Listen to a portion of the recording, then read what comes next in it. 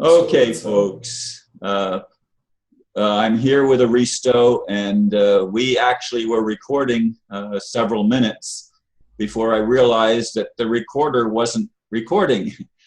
So we're starting again, and the video is entitled "To Beware is to Be Aware," and this will go up the day after today.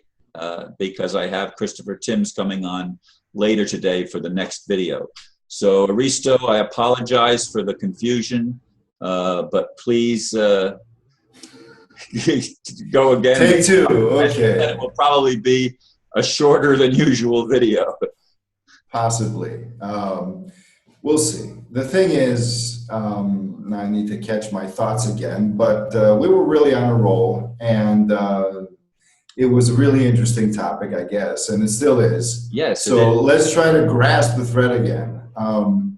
Essentially, it started like this.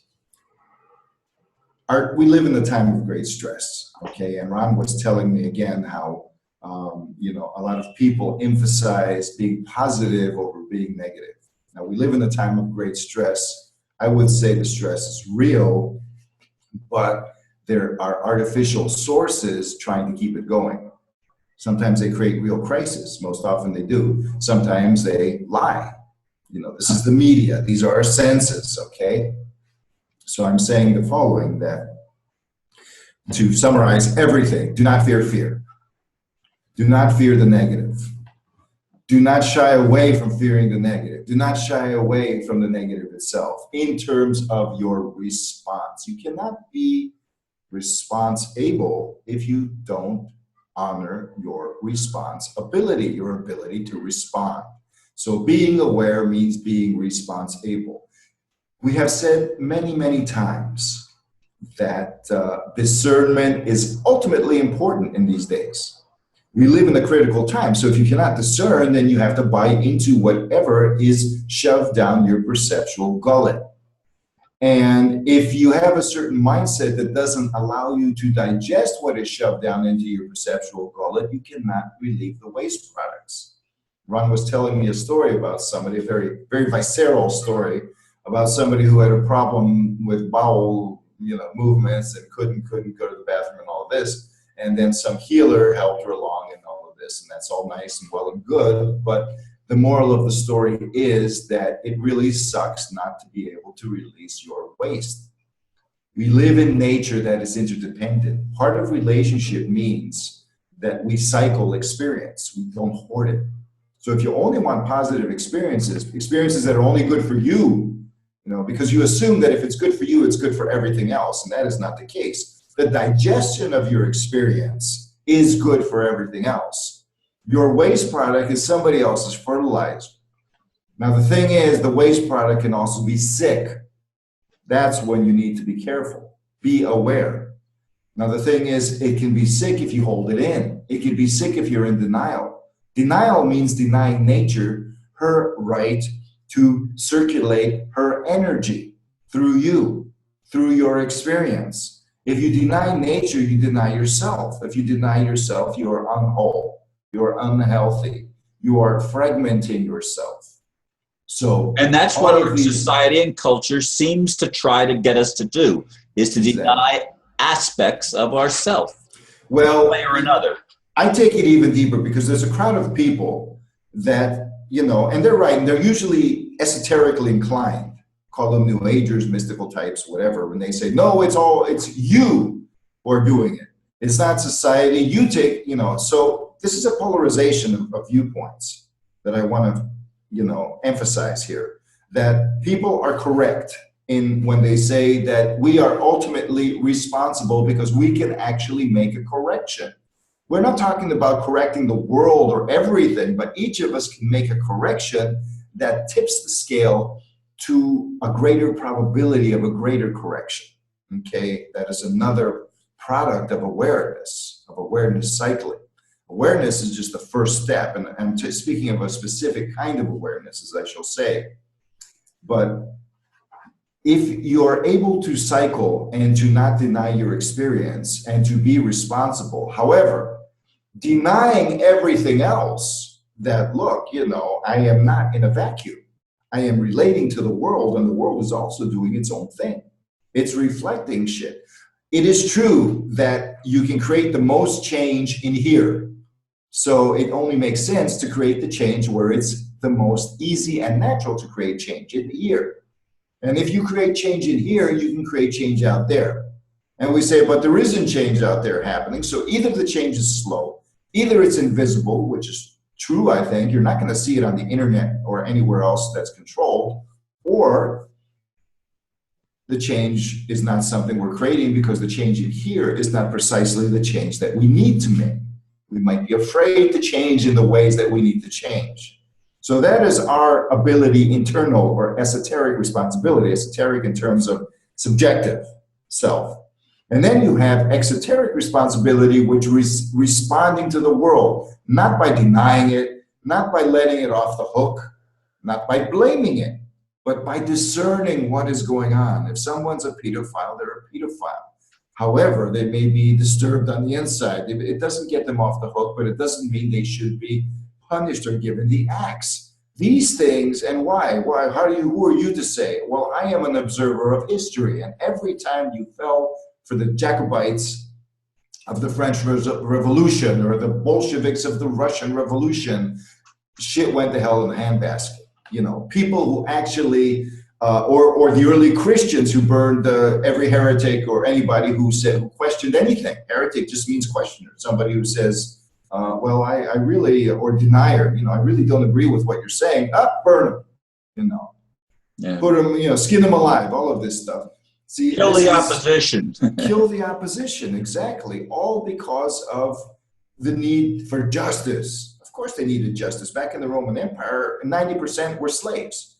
And while the Roman population, the population of free people, was stable, the population of slaves kept increasing.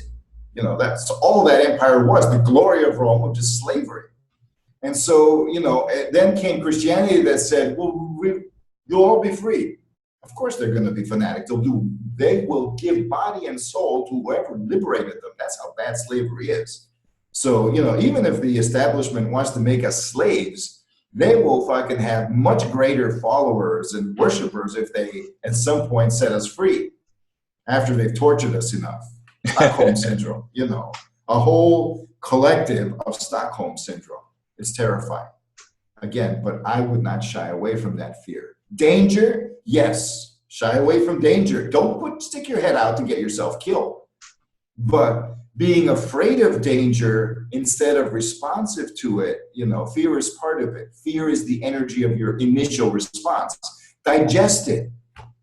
So, I'm pounding the table here, so I better not. But anyways, digest this movie, creating an earthquake, you know, making waves.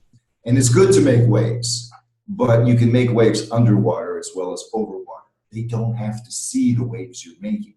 That's the thing. And that's why all of this surveillance is going on, all of this mirror on the wall and artificial intelligence, you know, calculating and you know, whatever, eight balling, you know, predictive algorithms and stuff like that. Because when people who want things to be controlled cannot see what's going on, even when it's in plain sight, that's the thing. That's our secret weapon with the internet, is that we can do things in plain sight and they might easily go under the radar. And even if they're not going under the radar, the only way to take care of everything is to just assume everything is a threat. And then you have to just do away with it. And that's the conclusion of the psychopath.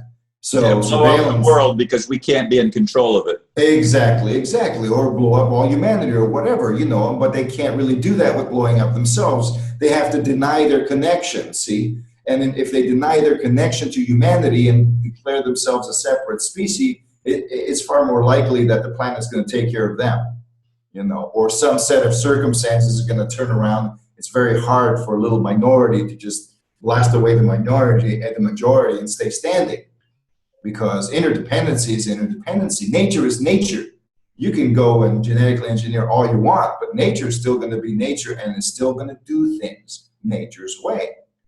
Now, if we are part of nature, if we affirm that, if we find the truth in our being, then we can work with nature and we can realize that our role is far more glorious, far more intense, far more incredible. And I'm not talking about any religious interpretation here. I'm talking about the deep mystical fact of human existence being at a certain point that makes it overtly divine. This is why, to answer your perpetual question of why doesn't God out there, or the force or causality or whatever you want to call it, come and save us and do our thing, well, it's because we're too important to be saved.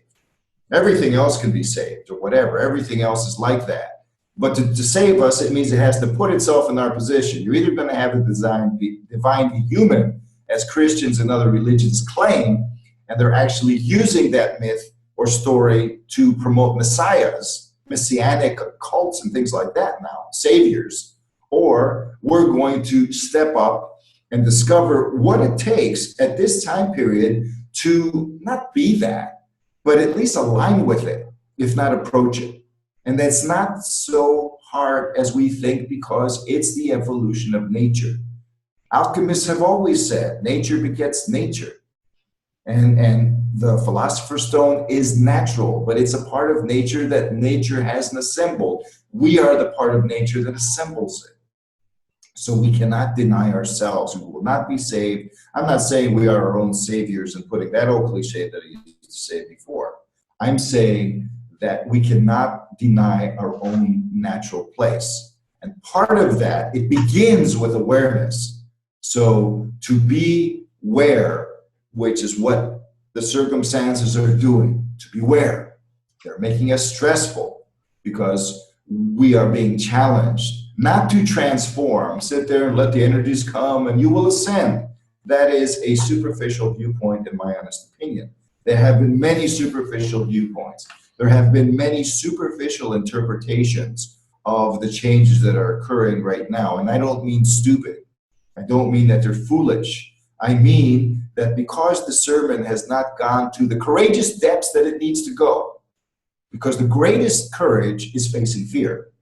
That's where courage begins. Once you face fear, it's not being unafraid. Any warrior or true hero, or whoever we call a hero, will tell you that they can be scared shitless in doing what needs to be done, but they do it anyways. Now, they can repress that fear. I mean, different people do it in different ways, but I'm saying for the true esoterically based centered victory, you might say, you need to own the fear, you need to digest the fear, you need to process it, and you need to relieve the waste products of what that fear is. We don't even know that. I can't even describe what constitutes a waste product from our fear outside of the thoughts that try to mess us up through that fear.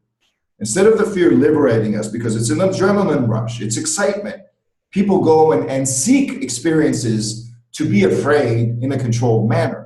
Horror movies, jumping off of airplanes, fast cars, gambling. Roller coasters. Roller coasters, okay, the family-friendly one. All of these, all of these things, It's accepted in society to be afraid in a controlled manner because we need excitement. If we stifle fear, nature's going to be pushing and pushing and pushing, and then we're going to have PTSD, which is another term that's bandied about.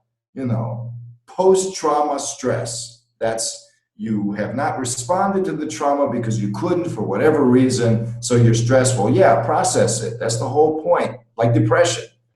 Many say, and I agree, depression is not a disease. Depression is the way of dealing with stress. These are natural body dynamics. Do not separate yourself from the body, time and time again, to the point that even if you have to say, I am body, say it, mean it, and because right now the body may be separate, but that's your perception.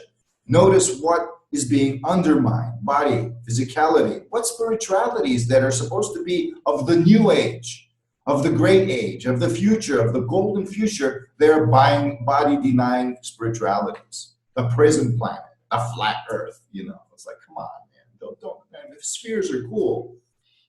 Spheres are 3 dimensions. You got an extra dimension there. Why do you want to get rid of that extra dimension? I would say 4-dimensional Earth, 5th-dimensional Earth, 6th. Why stop at the stupid 5 dimensions? Multi-dimensional. Exactly. Omnidimensional. It is infinite, but it all depends on the awareness of it. It is potentially infinite. So these are potentialities. They haven't been realized and they haven't been actualized. It all begins not with consciousness per se. That is the difference I was saying. Your true awareness, weapon, tool, gift, call it what you will, your natural awareness dynamic is sentience. Sentience is based on feeling. It's not based on thinking. It's not based on projection. It's not based on modeling. That comes as a servant to sentience. Now, many mystics may assume sentience is a feminine thing. It's receptive.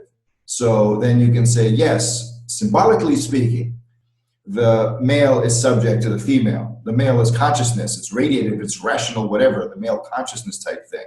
But it is beholden to the feminine state, which is receptive, because it says, look, man, you want to go do this, that, and the other, but if you do it without feeling where and how you are now, you know, there's no point. And that might not even be you doing this, just you're off, flying off there doing nothing, or you're even putting everything in danger, or you're just insane.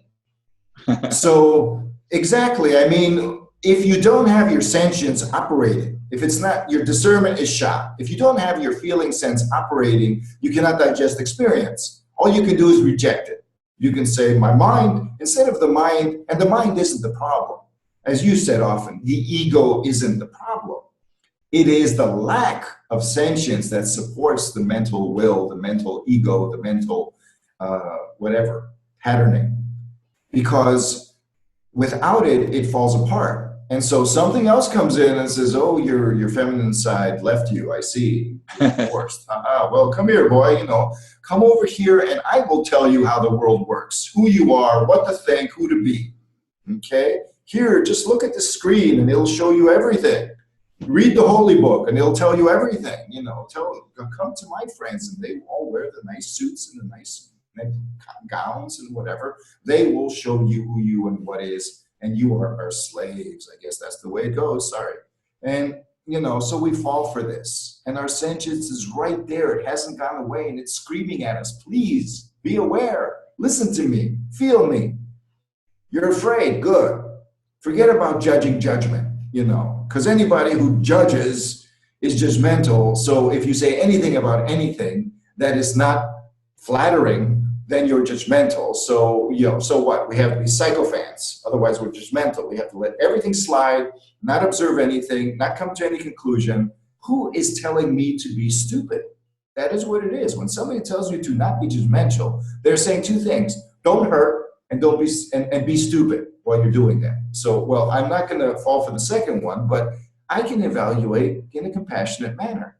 But when something hits me, all I need to do is just listen to my sentience. You know, is some person over there too sensitive to be talked to? Fine. You know, am I feeling that everybody's just on a tripwire, ready to explode and go crazy because, you know, they're so stressed? Fine. So I will deal with that. You know, I will digest it. These are personal choices. This isn't saying you all have to act a certain way or we have to act or they have to act. No, this is one-on-one. You know, this is how I want to act. I'm only speaking about how I desire to act and how it is not easy to act. And that's just the first step. If we take a first step, then we can take time to process that step. Don't rush to the second step. Yeah, I know. A journey of 1,000 steps begins with the first one. And yeah, we got to take the rest of them, 999, whatever.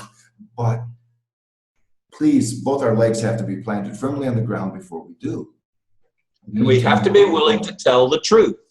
And the truth is experience. Well, again, see, I'm saying the opposite now. I'm saying that sometimes people are so insane, there's no point. You don't go out, you know, to say anything. Sometimes you just need to feel the truth first. Oh, okay. Feel the truth. How do you know you're telling the truth? You know, that's the whole thing. You can't know you're telling the truth because knowing is of the rational mind. You have to feel that truth. And truth is not my truth and your truth. It is our truth. But it's not monochromatic. It's not one thing. It's a multifarious organic dynamic that constantly grows and changes, but it's alive and it's beautiful and it's in our best interests always. However, it is not conceptually one thing. It's like life. Life is one thing. What is it? Is it an amoeba? Oh, amoebas are life. So let's kill the plants and all the four-legged animals and everything else. You know, we confuse the idea of something with how it looks, how it acts, how it impacts us. So your truth may be a certain truth.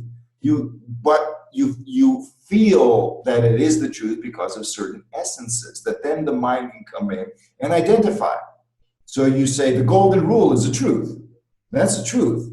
But we can tell it wherever we want, but different people are going to interpret it in a different way. The cabal, as you say, is the truth, and it's a fact even. But who is the cabal? Is the cabal just this guy here? Or is it all these other guys that are pretending to be good guys? And maybe is there so much stress around the situation that if you admit that these other guys are not good guys, but part of the big cabal show, it's the cabal show. You know, it's a theater. It's for our benefit to think and act a certain way because how we think and act matters. We don't know it. We think we're powerless, but that's all. That's positive. So we can't realize that it's positive unless we face the so-called negative. Because if you have fear inside and you deny it, it's going to come on the outside and bite you. Denial, what you deny persists, not what you resist. Right? In fact, denial is the true resistance. You know, denial, that could be a topic for another one. Denial is the true resistance, you know. So it's not like really good. You know, exactly. And you said it before, what you deny persists. And it will always persist because it takes energy to deny something. So you're actually giving it all of your life force in order to keep coming at you. But you can't digest it. How do you digest it? What is he talking about? What tell me? Well, you see, again, these are natural organic functions of the body mind. You have to awaken them. You have to encourage them. See, if you're sitting in a chair all of your life, you're trying to try to get up, you're going to fall. Your legs are atrophied. They need to work. So exercise your awareness. That's the simplest thing you can do. I'm not saying meditate or do any kind of special spiritual thing, but use the fear. If that's what's available, you can use it. Use all the shit they're throwing at you. Use all the craziness. Use all the uncertainty. Use it. Take it. Feel it. Shake yourself up. Rock your boat. You can't rock the boat outside. That's fine. You need to rock boats, though. So start with your own. Feel like shit for a little bit because you're processing toxins that you've been denying. You feel like shit, not because you're negative. You feel like shit because you were in denial. That's why. Denial causes discomfort. Denial causes all of these things. It's like, oh, I'm an addict. I need my fix. If I don't have my fix, you know, well, no, it's not the fix that's keeping you stable. That's just the addiction. It's the fact that you are addicted in the first place. And again, these are circumstances. There is always a way out because that's what nature does. That's why these fuckers want to eliminate nature. They want to replace nature. They think they can, but that's stupid. I mean, that's the ultimate beyond hubris. I mean, it's just unrealistic. It's a pipe dream, but insane people do that kind of thing. They do look for shit that, you know, and they can be very clever, and they can be very intelligent, they can be all these things. They can be geniuses in the reasoning mind, but they have neglected, even the women, even the all these feminist types of those factions have neglected the divine feminine. Otherwise, they wouldn't be so hateful, so psychopathic, you know, and all of that. There is nothing feminine about Hillary Clinton, for example. I agree. You know, that kind of thing. I'm not speaking about women who believe in equal rights and stuff like that, but I'm speaking about the psychopaths who are involved in psychopathic things, rumors of, you know, human sacrifice types, things like that, and the known human sacrifice that occurs on battlefields all over the world. This is horrific, but the esoteric principle says, and I'm closing now, that if you face it on the inside, not just face it, not just be aware of it, that's the first step, but move to digest it. Let the gut do what the gut does, and cultivate healthy gut flora by loving yourself, not in some forceful love, you know, because even feeling like shit is loving yourself because you're allowing yourself to feel like shit. You're allowing yourself to feel like shit without feeling guilty about it. That's one thing that needs to be released. That's a waste product. Guilt is a waste product. Get out. Blame is a waste product. Nothing, there's no need to blame if you point out something that needs to be corrected, fixed, healed. You know, doctors are not blamers. I mean, healers are not blamers. You know, that it doesn't work that way. So again, It's not rocket science. It's not that difficult, but we are confused, and that is not necessarily a lethal thing. Even if it's a bad thing, it's not hopeless, see? And hopeless doesn't have to be a drug. Hope, I mean, doesn't have to be a drug. It can be a motivator, just enough to get up. Sometimes you need a painkiller just to get yourself moving. And then you follow the natural path. And you can follow it because it's in you. It's not something out leading you by the nose. Okay, so I guess rant over, and you know, even no harm done, even with 10 minutes lost or whatever we did there, you know. And I was going on a different track, and I was sometimes when I talk, I am very aware, beware of political incorrectness, beware of the responses of other people. So I, you know, at this point, I followed my own advice, and I was just aware of it and said what I needed to say. It's valuable information. It works according to my experience, and that's why we're talking today. Thank you for listening. Well, thank you, Aristo. And again, I apologize for the glitch at the beginning. I still can't believe that I allowed so much time to go recording without noticing that it wasn't recording. Anyway. I have a little red dot here. I should have seen. I saw it blip on, and then it blipped off. Yeah, well, I put it on, and I must have done something. Well, obviously, I did something wrong. Astrologers call it Mercury retrograde. You know, other people just say shit happens. You know. Okay. Well, thank you, and yeah, have a safe trip, and I hope your mom, you know, heals quickly. Okay. It's okay. No problem. Okay. Thank you too, Ron. Take care. Namaste.